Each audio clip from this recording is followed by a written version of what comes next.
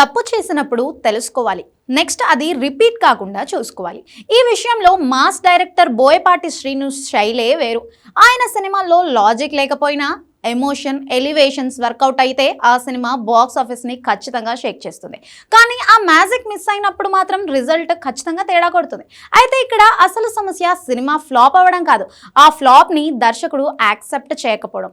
ఒక సినిమా ఫలితం తేడా కొట్టినప్పుడు అవును ఇక్కడ తప్పు జరిగిందని ఒప్పుకోవడం గొప్ప దర్శకుడి లక్షణం. కానీ బోయపాటి శ్రీను మాత్రం ఈ విషయంలో ఆత్మవిమర్శన చేసుకోకుండా తన ప్రతి సినిమాను బ్లాక్ బస్టర్ అని కవర్ చేసుకోవడమే ఇప్పుడు సినీ ఇండస్ట్రీలో చర్చనీయాంశంగా మారింది. గతంలో వినయ విధేయ రామ సినిమా విషయంలో కూడా ఇదే జరిగింది. మొన్నటికి మొన్న వచ్చిన స్కంద సినిమా విషయంలో కూడా ఇదే రిపీట్ అయింది. స్కంద సినిమాకి ఆడియన్స్ నుంచి మిక్స్డ్ టాక్ వచ్చిన సంగతి మనందరికీ తెలిసిందే. సోషల్ మీడియాలో ట్రోల్స్ కూడా నడిచాయి. కానీ బోయపాటి మాత్రం ఇంటర్వ్యూస్లో సినిమా చాలా అద్భుతంగా ఉందని, ఫ్యామిలీస్కి బాగా నచ్చింది అంటూ కవరింగ్ ఇచ్చాడు. నిజానికి ఆ సినిమా బ్రేక్ ఈవెన్ సాధించలేకపోయిందన్నది బహిరంగ రహస్యం. జనం తీర్పుని గౌరవించకుండా నేను తీసింది కరెక్ట్, జనం చూస్తున్నారు అని చెప్పుకోవడం వల్ల ఆయన తన తప్పులను సరిదిద్దుకునే అవకాశం కూడా పోయింది.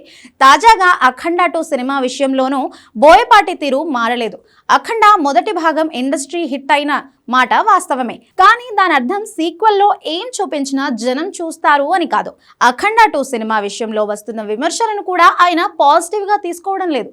కేవలం ఒక సెక్షన్ ఆఫ్ ఆడియన్స్ ను మాత్రమే దృష్టిలో పెట్టుకొని మిగతా వర్గాల ఫీడ్బ్యాక్ ను పక్కన పెడుతున్నారు.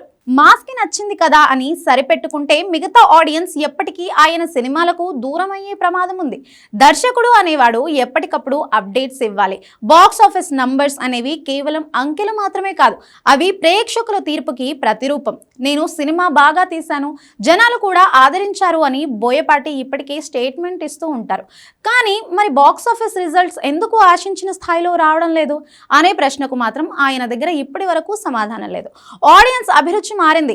రొటీన్ రోత పుట్టించే మాస్ మసాలాలను జనం తిరస్కరిస్తున్నారు అని గ్రహించడంలో ఆయన వెనుకబడిపోతున్నారు. ఫైనల్ గా చెప్పాలంటే బోయపాటి శ్రీను లాంటి మాస్ విజువల్స్ తెలిసిన డైరెక్టర్ ఇండస్ట్రీకి చాలా అవసరం. కానీ ఆయన తన డిఫెన్స్ మోడ్ నుండి బయటకు రావాలి. ఫ్లాప్ని ఫ్లాప్గా అంగీకరించి ఎక్కడ కథనం గాడి తప్పిందో విశ్లేషించుకోవాలి.